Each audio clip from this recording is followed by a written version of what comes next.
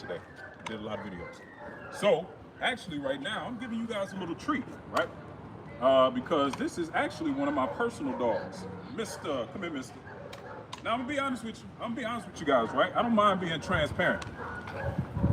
Mister is not the smartest dog. He's definitely not the sharpest knife in the kitchen drawer, right? But as you can see, he's still a good dog. He's a damn good looking dog, right? And so we're gonna work some obedience with this big old lug of handsome, right? And this is actually probably one of the first videos I've done in a long time of one of my personal dogs, right? And I do want to start showing you guys and highlighting, my personal dogs, because we have some damn good dogs, man. Some good temperament, some good looking, good structure, all of that stuff, right? So this here is Mister. He's a dog that we produced. We did not buy Mister. We actually, his father passed away, unfortunately, but we owned his father. We actually produced his father. We still own his mother. His mother is still living. She's older now. She's about 8 or 9. He was actually her last litter, right? He was actually her last litter. So we still own his mother.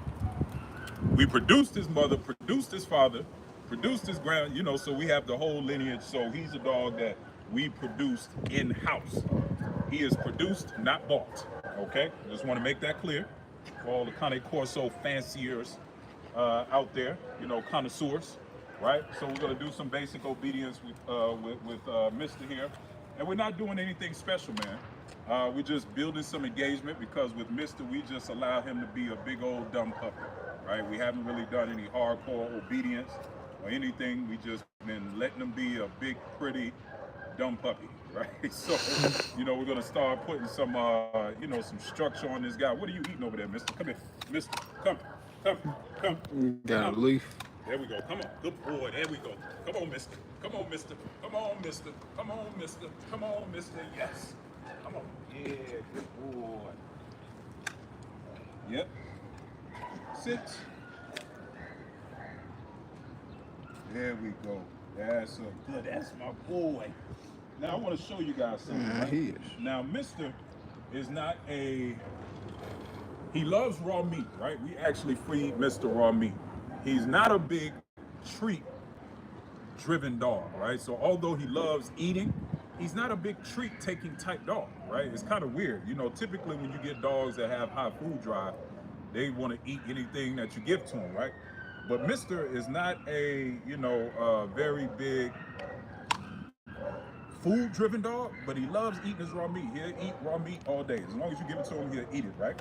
So it's a weird dynamic. But as you can see, he loves being rubbed on, right? He loves getting love. So that's my currency, right? That's my currency, right? He gets all of my affection when he does the things that he likes. And to be honest, some dogs are just like that. Not every dog is super food-driven, right? And I'm gonna be honest, there's a lot of trainers out there that don't know how to train a dog if it doesn't have super high food drive, right? I actually prefer these kind of dogs because you know why? Especially when it comes to protection training, and we will be putting some protection training on this handsome fellow. When it comes to protection training, they understand the difference between working for the handler and working for themselves. I personally don't like dogs that are, what's the word I'm looking for? They're self-motivated, right? Those are the dogs that don't really care too much about what you want. All they care is about what they want, right? I personally don't necessarily like those dogs, not for my personal use, right? Now they have a use, right? Depending on what your motivation is. You want some For love, my big fella? personal use, I don't like those dogs because those dogs are very hard to manage in a regular everyday household. There's a difference. Let me explain something to you guys, right? And we're going to start doing a lot more protection training on the channel as well. We've been very heavy on the obedience side, right? But we're going to start showcasing a lot more protection work. But let me explain something to you guys, right? Real quick, Wesley McMean said he will like and sub, and Alam Deb said, "Hey, how you doing?" Hey, what's going on, folks? I appreciate the support, man. I truly do. Absolutely. I truly appreciate the support. So yeah, but yeah, let me break something down to you guys, right? There's a difference between a personal protection dog and a dog that loves to bite. Most people have a dog that loves to bite and they classify their dog as a personal protection dog. Now, let me make something else clear. I'm not saying this to demean anybody. I'm just stating the facts. And if the people that have those dogs that love to bite, if they're honest, they will tell you I'm not lying, right? But there's a difference between a dog, mister, come, come, yes, come, yes, good boy, come on, that's a good boy, come on, mister, that's a good boy, yeah, that's a good boy. So there's a difference between a dog that loves to bite and a dog that will bite because he's biting to protect you, not biting to fulfill his own self prophecy, so to speak, right? There's a huge difference. I personally don't like dogs that just love to bite. I like dogs that will bite because they want to protect you, right? There's a difference, right? So just be aware of that. You know, if you're looking at protection videos, you see how this guy is rubbing up against me, right? Most dogs that you see in protection videos, they don't do that because they don't really care too much about getting reassurance from you in the sense of just a good pat on the head, right? They want something from you in the form of a treat, in the form of a toy, right? Something they can put in their mouth to satisfy their own, what's the word? Addiction to biting, addiction to putting something in their mouth, right? And those typical dogs are your Malinois, your pit bulls, which is what you see most people operate with in the protection world, right? So when you get into the Mastiffs, Mastiffs are a different kind of dog, right? If you notice, he's a big dog. He's still a puppy. He's barely a year old, right? He's barely a year old, right? He's still a puppy. So he's still very much immature. This is why we haven't done any hardcore protection work with him. Because when you get into these masters, you have to allow them to mature. So you can't get caught up in how he looks and how big he is and think he's ready for something that he's not, simply because of his size, right? Simply because you're looking at the dog like, oh, that big old dog, why he not biting yet? Well, mother, I was about to curse. I don't want to curse. I don't want to curse. Right? I'm doing my best to, be more PC on these internet streets. But because he's not ready to bite, that don't mean he won't bite. Trust me, he will bite when he's ready. And we're gonna show you, right? But for now, let me get back on topic. We just want to work some obedience. We just want to put some control on him, right? So let's do it. Mister, come on, mister. Yes, good boy. Come on, mister. Come on, mister. Come on, mister. Bring your big lazy self on. Yeah, come on. There we go. Good boy. There we go. Come on. Right here. Come on. Yes. Place. Come on. Right there. Here we go. Yes. Sit. Right there. There we go. That's my boy, mister. That's my boy. You my boy. You big handsome lug you. Yes. Good. Let's do it again. Let's do it again. Come on, mister. Good. Sit. Right there.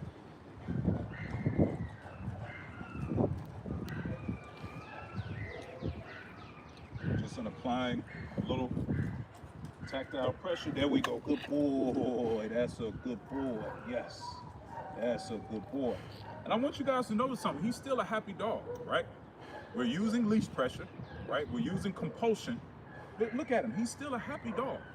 He's not oppressed to do it, right? All I'm doing is communicating to him by way of pressure and by way of pressure, right? I call it pinpoint pressure, where I apply pressure in the area that I want him to comply, right? So I hold the leash up, I apply pressure on his back end, leash up, butt down. That means put your butt down on the ground, and then you get love, right? As you can see, he's not cowering down, right? He's not looking sad and depressed, right? Because if you know how to communicate properly and you use discernment, right? leash pressure can be just as good of a tool as treat training, right? As luring, right? Just as good of a tool.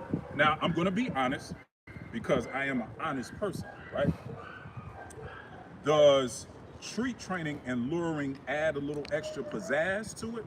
Absolutely. Absolutely it does, right? And we may do that with him. But I'm gonna be honest, I don't think he's the type of dog where I'm gonna care too much about him being super snappy. I don't care too much about him prancing in his heel, right? I don't care. Not with him. And I got some dogs that we probably will do that on, right? Some shepherds, some German shepherds, right? I got a little, we got a little cold dog, right? She's a Corso Rottweiler cross. We might do that with her, right? But with him, I don't care for him to be prancing like a draft horse in his heel. I don't care about that. I don't care about his sits being super snappy and super fast, right? I don't care about the dog looking like this in his, I don't care. Not with him. So, you know, again, you got to know your dog, man. You got to know what you want out of your dog. And, you know, don't put too much expectations on the dog that, you know, may not give you what you think it should give you, right? So anyway, let's continue with the training. Heel. Sit.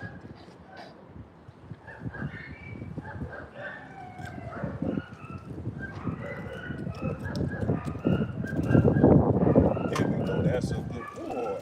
That's a good boy. That's a good boy. Yeah. You a good boy? Huh? You a good boy? You a good boy? Nah, you ain't kissing me in real life. You go crazy.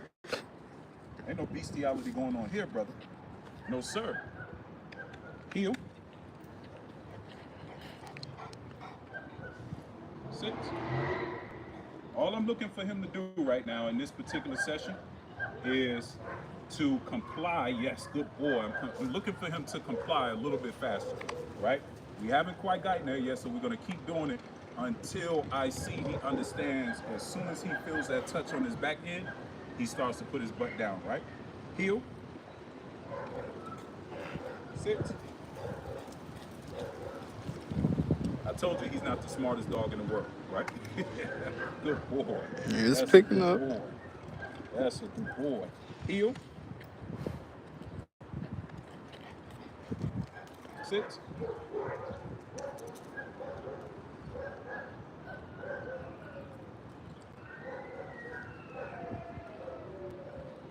This is what you call opposition reflex, folks.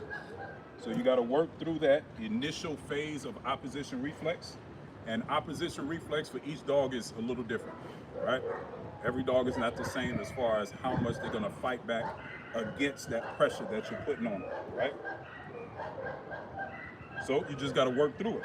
Heel. Good boy. Sit.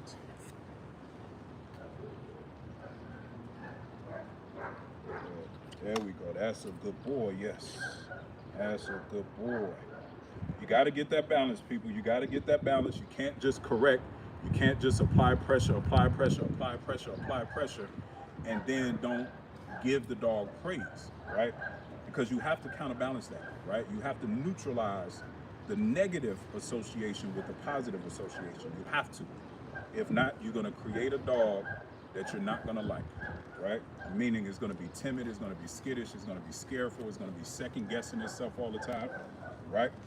So all this leash is, and all this pressure is on his back end is I'm communicating through to him physically until he learns the verbal, right? If you notice, I'm adding in the verbal command as I'm showing him and teaching him with the physical, right? That's why I'm coupling that together, because I don't want to have to do this forever. I don't want to have to push down on his back end forever, right? So you have to be very tactical in how you apply pressure. Because again, even though he's a big dog, he's still a puppy. He's still a puppy, right? So we're gonna actually end this session here, because as you can hear, my dogs are acting like they don't get any attention. So we gotta go quiet them down before the neighbors think we're in there abusing dogs. And as always, folks, If you have any questions, text me 815-351-6636. And remember, if you have a bad dog, that's a you problem, not a dog problem. You should probably be calling me to help you. Until the next video, peace and prosperity. Mr. Come on, big fella. Yes. Come on, mister. Come on, mister. Come on, big fella. Come on. Come on. Come on. Yes.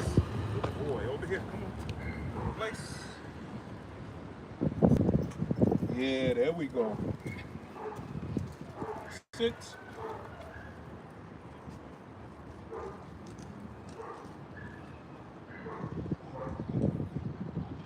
There we go. Yes. There we go. That's my boy. That's my boy. Normally I pick the dogs up. But guess what I'm not doing? I'm not picking his big ass up. Yeah. Good boy. That's a good boy.